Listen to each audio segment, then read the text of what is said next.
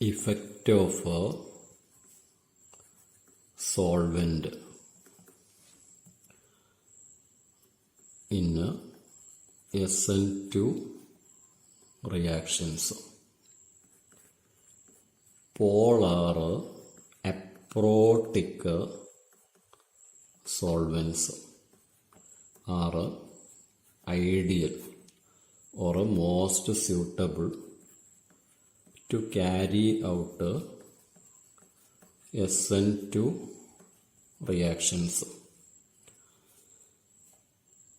Examples for polar aprotic solvents are ether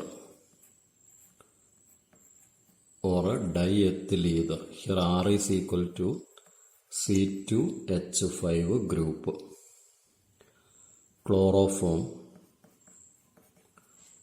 dichloromethane,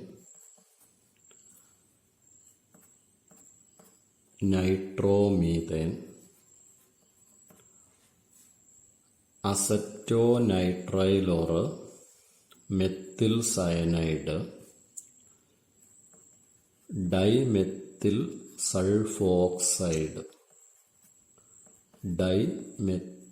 sulfoxide, commonly abbreviated as DMS, dimethyl formamide. This compound is called dimethyl formamide, commonly abbreviated as DMF. This type of polar aprotic solvents are most suitable to carry out SN2 reactions. Now, what are polar aprotic solvents? There are two types of covalent bonds. Covalent bond between two identical atoms is called non-polar covalent bond. In such a covalent bond pair electrons are equally shared between the bonded atoms. In a covalent bond between two different atoms, the bond pair electrons are slightly shifted towards a more electronegative atom, and hence the molecule have a dipole moment. Such a covalent bond is called a polar covalent bond. In this example, chlorine is more electronegative than hydrogen. So hydrogen have a delta plus, chlorine have a delta minus. This type of covalent bond is called a polar covalent bond. Polar covalent bonds will have a dipole moment. Dipole moment is a vector quantity. Its magnitude is calculated by taking product between magnitude of charge and bond length, that is a distance between the charges. It is expressed in debye units. 1 debye is equal to 10 raised to minus 18 ESU centimeter in a CGS system. So covalent bonds are classified into non-polar and polar. In polyatomic molecules, dipole moment of a molecule is the vector sum of dipole moments due to polar covalent bonds.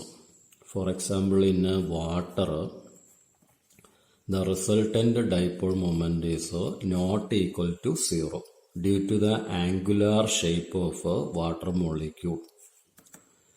Angular shape of a water molecule, its resultant dipole moment is not equal to 0. It is greater than 0. Its numerical value is 1.85 debye units.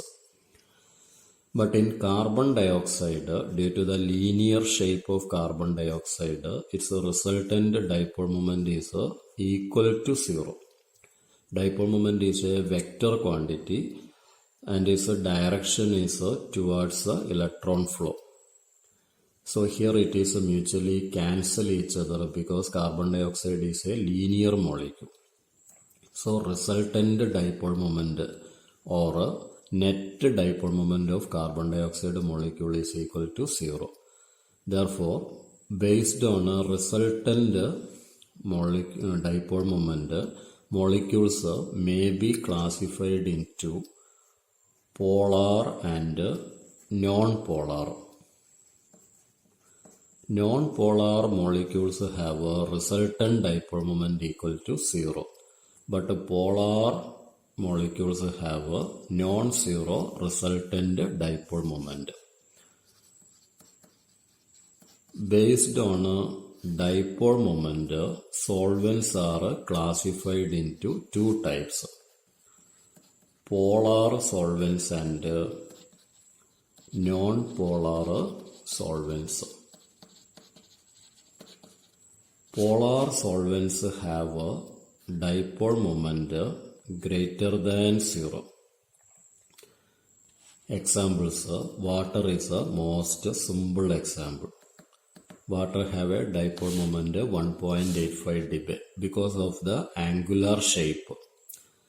Similarly, molecules like methanol, ethanol, etc., that is alcohols, ethers, chloroform, CHCl3, chloroform, dichloromethane. This type of molecules are examples for polar solvents. Non-polar solvents, carbon tetrachloride. Due to tetrahedral shape of carbon tetrachloride, its resultant dipole moment will be equal to 0. Non-polar solvents have a dipole moment equal to 0. Another example, carbon disulfide. Carbon disulfide is a linear molecule like carbon dioxide. So due to linear structure, the dipole moment of carbon disulfide equal to 0. So carbon tetrachloride, carbon disulfide, benzene, normal hexane, normal heptane, etc. are examples for non-polar solvents. Non-polar solvents do not have a dipole moment, whereas polar solvents have a dipole moment not equal to 0 or greater than 0. Alcohols, ethers, chloroform, dichloromethane, etc. are examples for polar solvents. Solvents like CCl for carbon disulfide, benzene, normal hexane, normal heptane, etc. are examples for non-polar solvents.